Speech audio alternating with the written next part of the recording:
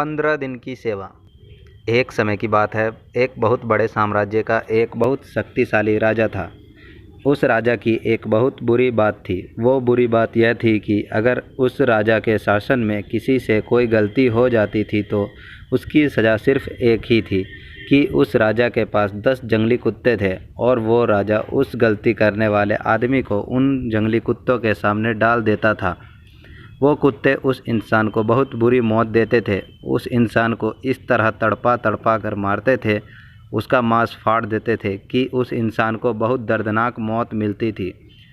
तो गलती चाहे किसी से भी हो, सबकी सज़ा यही थी, इसलिए सब उस राज्य में बड़े खौफ से रहते थे।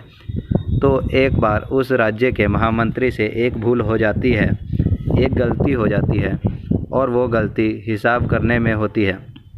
अब वो महामंत्री राजा से माफ़ी मांगता है कि मैं इतने सालों से काम कर रहा हूँ, मुझसे हिसाब में कुछ गलती हो गई, मुझे माफ़ कर दीजिए। परंतु राजा बोलता है कि महामंत्री जी, आपको तो पता ही है कि हमारे राज्य में गलती की सिर्फ एक ही सज़ा है और वो सज़ा आपको भी मिलेगी। आप कुछ अलग नहीं हैं।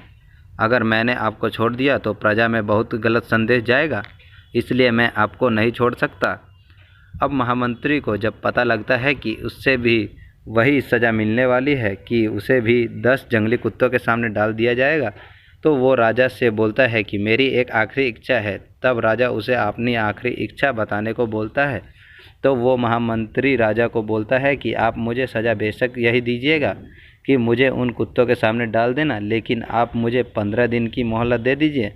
मुझे 15 दिन के बाद सज़ा दे दीजिए। मैं राज्य से बाहर भी नहीं जाऊंगा, राज्य के अंदर ही रहूंगा। तब राजा उस महामंत्री की यह बात मान जाता है। अब 15 दिन के बाद उस महामंत्री को लाया जाता है। तब वो राजा खुद साथ चलता है कि महामंत्री को उन जंगली कुत्तों के सामने छोड़ दिया जाएगा। अब महामंत्री को उस बेड़े में छोड़ दिया जाता है जिसके अंदर उसको कुत्ते के सामने डाला जाता है। राजा ऊपर से देख रहा होता है कि वो कुत्ते महामंत्री को काट नहीं रहे, महामंत्री के ऊपर कुत्ते भौंक नहीं रहे, बल्कि उसे चाट रहे हैं, उसे प्यार कर रहे हैं। तो राजा को कुछ समझ नहीं आ रहा था कि ये जंगली कुत्ते किसी के साथ भी ऐसा नहीं करते, परंतु ये महामंत्री से इतना लगाव क्यों कर रहे हैं। राजा हैरान हो जाता है। तब नीचे से महामंत्री मुस्कुरा के बोलता है, प्रभु, मुझे पता है कि आपके दिमाग में क्या चल रहा है।